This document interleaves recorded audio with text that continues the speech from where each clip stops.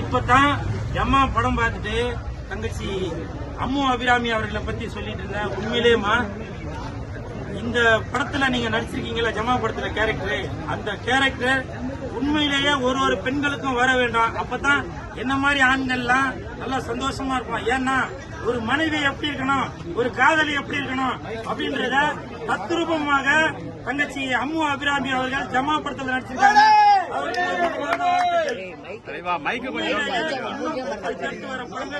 சூப்பரா பண்ணணும். என் மனமார்ந்த வாழ்த்துக்கள். இயக்குனர் அவர்களுக்கும் நான் சொன்னேன்னு சொல்லி ஸ்பெஷலா ஒரு வாழ்த்துக்களை சொல்லிக்கிறேன். சரிங்களா? Super super. இந்த கூட தெரியும் சொல்லுங்கம்மா. வாழ்த்துக்கள் வாழ்த்துக்கள்.